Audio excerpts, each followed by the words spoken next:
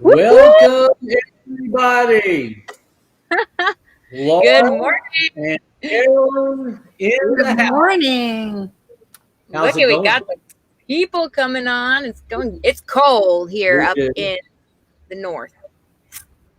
It is cold. See, me and Carolyn, one, we match today. We have some nice stripes going on, but two, we're both in the northeast and we're freezing. Okay, so not cool, but Hey, we're gonna Susan. survive. So let's see. We got Tammy in the house. We got Marina, Teresa. Good morning. Lisa, Jennifer. Woo, Cheryl. Good morning. Look at all these people coming in. Virginia. Wow. Guys, Bo. Good morning and hello. Hello. Well, Teresa is going to be on my show later today. I can't wait. I'm looking forward to that myself. I am too. She's a superstar. So I just can't wait. So today, morning, Linda. And Mike. Mike is in the house. Mike Burdett is in the house. Hey, Mike, you got over COVID. Yay! Oh, he's the one. Yeah. Welcome back. Welcome back. You got that right. That's Hey, excellent. Salud, how's it going? So today we're going to talk about physical exercise and the effect it has on this. And, I believe, I'm going to take this down, but I believe it's really simple. You have to get up, get moving, and continue through the day to move. So anything that's good for the brain is good for the heart. Why don't you take that on side, Carolyn? So I think we can also say it the other way around, right? Whatever's good for the heart is good for the brain. And the reason being is that the heart pumps blood to all parts of our body, but very importantly here, to the brain. So if the brain cells, the neurons, do not receive good blood flow, then they're not receiving oxygen or the nutrients they need to stay alive, thrive, and do what we need them to do. Exactly. So, when you think about good for the brain, good for the heart, does that stimulate new brain cells? Talk about that. So the newest science does show that our brains as adults will produce new neurons. That's known as neurogenesis. Fancy word. Yeah, instead of neuroplasticity. That's Neurogenesis. old news, right? The neuroplasticity is the old news. So neurogenesis is the creation of new neurons, and that happens, they found mostly in animal studies at this point, in the hippocampus, which is part of our memory. Yeah, our memory system. And I believe it's estimated we create about 700 new neurons a day, which adds up every day, But the more they're encouraged to produce neurons, the more they can produce. And with certain conditions, they'll produce less. So you definitely want to be learning, exercising, sleeping, and having good nutrition to encourage the best of that. Thank you very much, Carolyn, Dr. Horn. So, Laura has gotten me up early. I always got up early, but she's changed pretty much everything that I was doing. My exercise program, I was exercising, but truth be told, I didn't know what I was doing. She's taught me the technique that I needed to do. She's changed my diet. stop drinking, massive water, and smoothie shakes. I get up and make it every morning. So I am just really excited about this change. So do you believe that exercise in the morning, proper nutrition is important to all people? I, of course, think that, because just like waking up and feeling that sense of accomplishment, like if you wake up and you make your bed, it's the same type of feeling where if you wake up and you start getting your blood flowing, you start releasing those endorphins, and you just get one in a better mood, you feel accomplished, and you know you're doing something right by yourself and your body and the nutrition that you're feeding it. And as Carolyn mentioned, all those things are extremely important for your growth and overcoming the struggles that come from having a stroke or a TBI or aphasia. And it's just fueling the positive momentum that we all need in order to thrive. Can I say something? Look at this. Watch this. Like, you're in the jailbreak. That's our outfits. That's so funny. Break out of the jail. We're bad. What can we say? I love that. Oh, That's so funny. That is so funny. So a lot of good wishes for Mike. And, you know, Mike, we were praying for you so much. And hi, Kim Barney. How's it going? So one other thing, what about the endorphins? What about that? Either one. Laura. All right. Well, endorphins are another thing. It's basically the release that basically that kickstart that you'd kind of get from, you know, if you were taking drugs or whatever, but that high that you get, but it's a natural, healthy high that comes from moving that blood flow through your body and getting that oxygen into your system. And from that, you get this high feeling, that excitement for the day, for whatever it is you're doing. I know for me, I dread doing workouts, but once I've actually done it and once I've completed it, you have that endorphin high that just says, wow, one, I didn't just give up. I didn't just not show up to the gym or not. The feeling that I should strive for every single day. And those endorphins are the perfect start your day, the perfect lift to get your momentum going to reach the goals that you have set for that day. So endorphins are extremely important, at least to me in my life and what I've experienced. And they're a great key and tool to have to achieve the things that you want throughout the day. They set the tone right. That's important. By the way, I need to take a little pause. Michelle Clements, my good friend that I love so much, she lost her grandpa over the weekend. He was put in the hospital for something else and got COVID.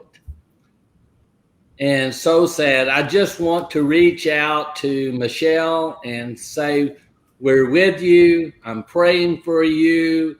I did this morning, and I hope that God brings you some sort of peace with your family. And I just, you mean so much to me. Thank you, Michelle, for tuning in and being there. But we're thinking about you. This is a community that really cares. We do really care. And I just want you to know. So that's important. So anyway, when you think about exercising, you know, it's whole hard to get your butt up and get on a routine. It's easier to slap that snooze button and just rest and rest. and rest until I'll get to it tomorrow.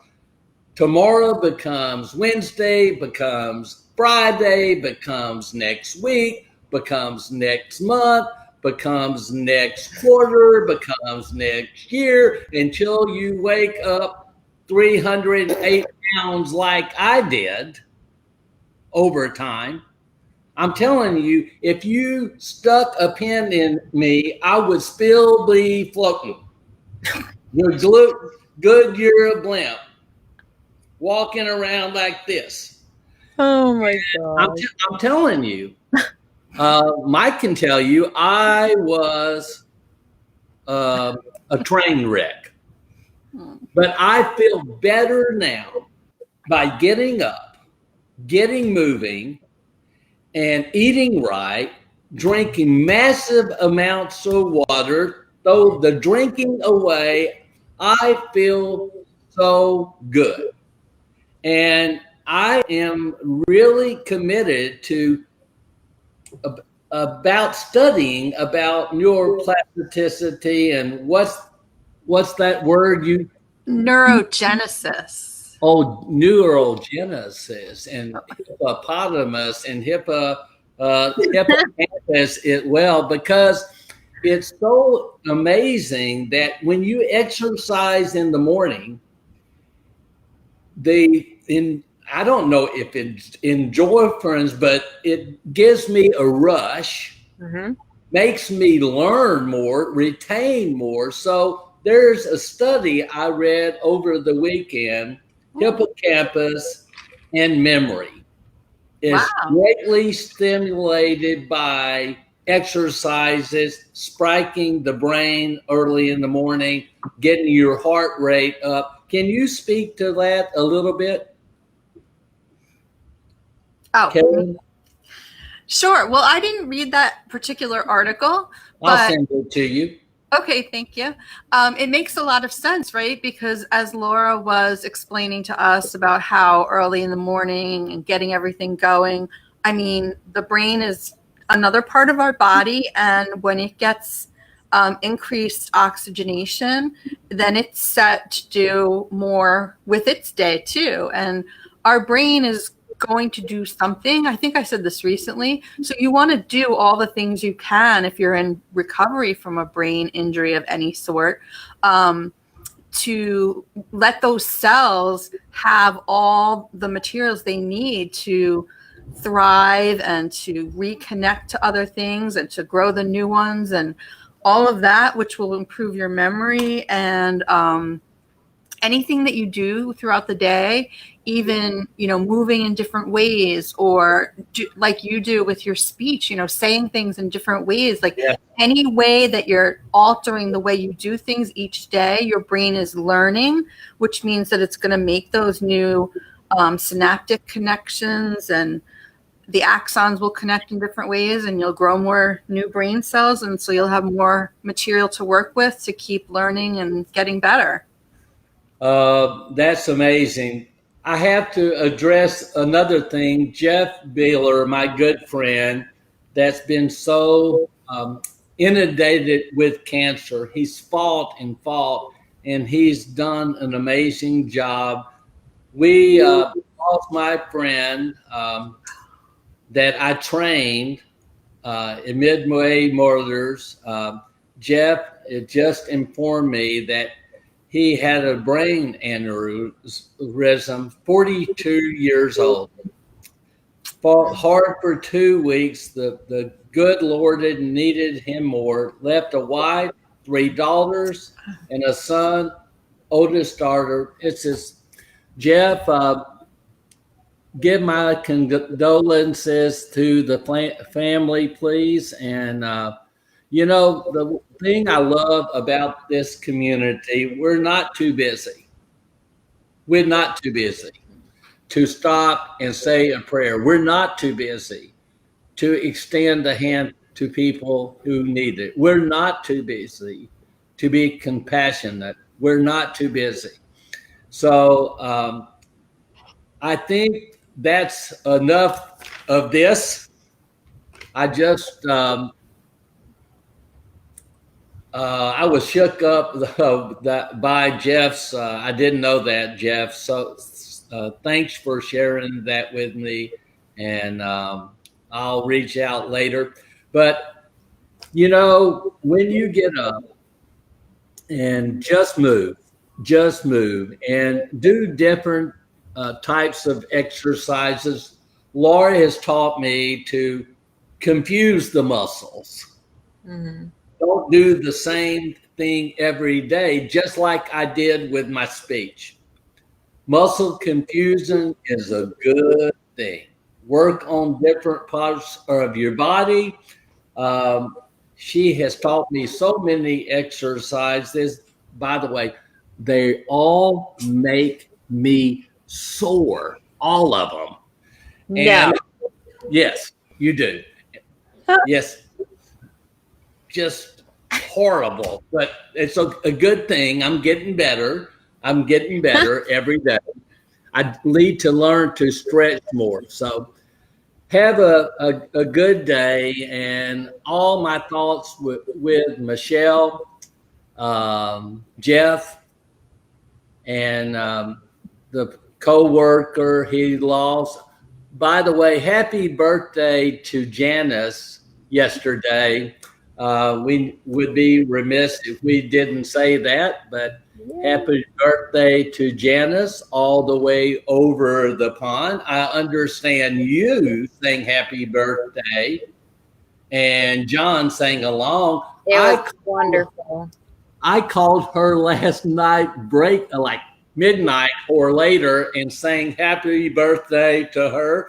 And so we had two birthday wishes going on a different time zone, but it was great. So you ready to go? We always say, you are someone special because you are. You were destined to be great. Like Tony the Tiger, huh? My favorite one, God doesn't sponsor any flops or flip-flops. Exactly right. And you were put here, designed for maximum accomplishment from birth. And so go be great, because you can. You can. Absolutely. That's right. Nothing is impossible. You know, people with aphasia, people with strokes, people with TBI, we make the seemingly impossible very possible every day through our will and willpower and can-do attitude every day. So we can do anything if we set our minds to it. If you just believe. Look up for your answers. And remember, wait for it.